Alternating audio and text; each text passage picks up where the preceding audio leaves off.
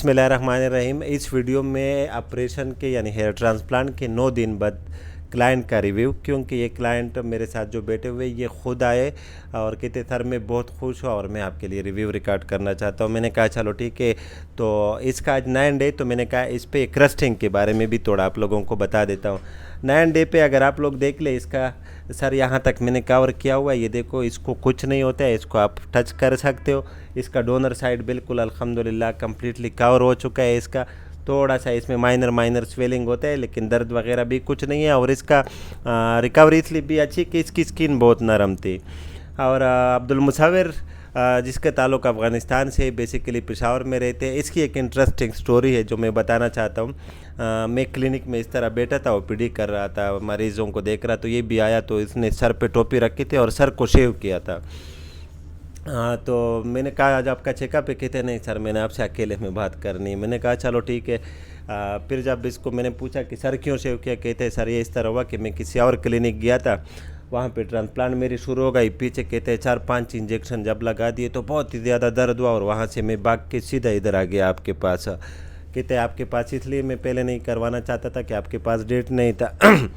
तो फिर मैंने कहा चलो अब वैसे भी सर शेव किए, कोई तरीका बना लेते। फिर कोई मरीज़ कैंसिल हो गया तो वो नेक्स्ट डे या उसके अगले दिन इसको डेट दे दिया, बुलाया।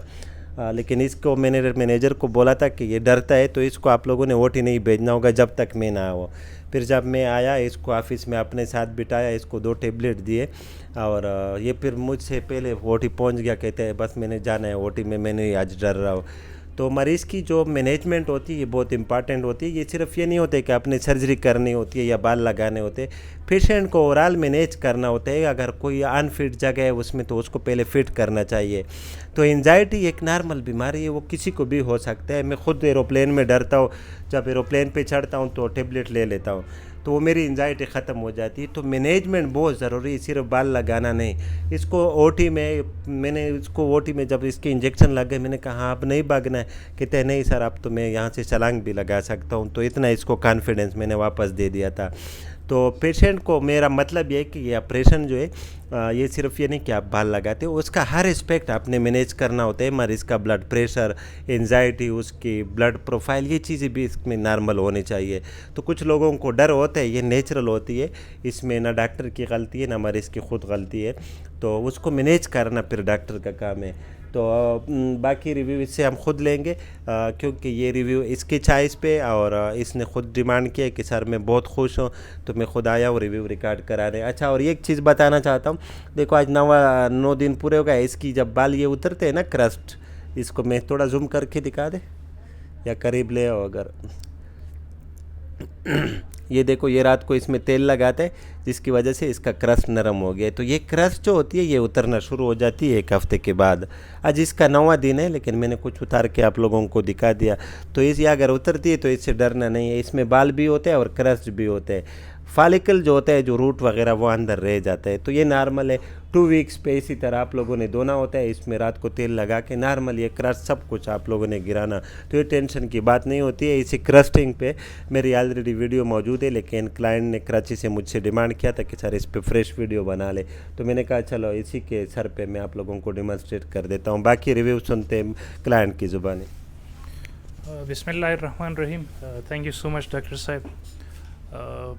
जिसके डॉक्टर साहब ने बताया था, basically I come from Afghanistan but I live here in Peshawar and I studied here. Alhamdulillah, the entire procedure was so good and fantastic. The staff, they were like my friends, like I have known them since my childhood. Throughout the surgery I didn't feel any pain. Only initially while giving anesthesia you feel it, but that is like minor pinching. It doesn't feel. It is a long surgery, about 8 to 9 hours, but you won't feel discomfort at all. Yes, like Dr. Saib says that fear, it can happen to anyone. It is natural, but the management is important. And I escaped from another clinic because my BP went low on that day and it didn't recover very well. So we planned that to detain it and don't do the surgery on that day. But Alhamdulillah, it went perfectly fine my recovery in the progress is so good. You can see the donor area, it's covering very well.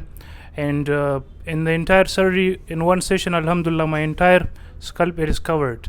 So some people, they used to tell me that Dr. Saab, he only takes 3000 grafts, but he promised that no, if you have grafts, I will cover the entire scalp in like he promised.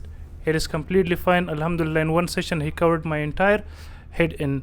I'm so happy, and I reminded Dr. Saab that today I will give review about it. And those people who fear, who have anxiety, there isn't anything as such.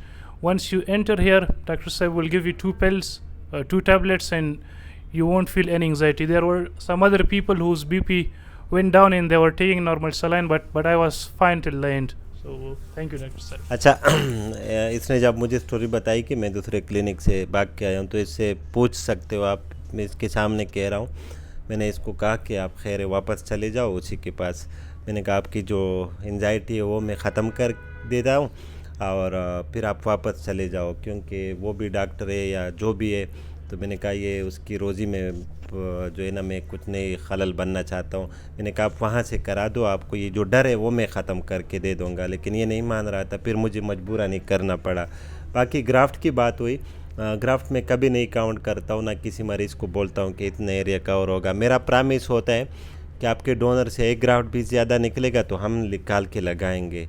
हमारी भी कोशिश होती है कि हर मरीज़ का sir एक session में कवर हो जाए, लेकिन पूरा एरिया कवर करना आपके डोनर पे और डेंसिटी पे डिपेंड करते हैं। मैं जितना डेंस बनाऊंगा इतना चांस होता है कि 2 सेशन में जाएगा। जितना आपका डोनर वीक होगा उतना चांस होता है कि आपको 2 सेशन में जाएगा।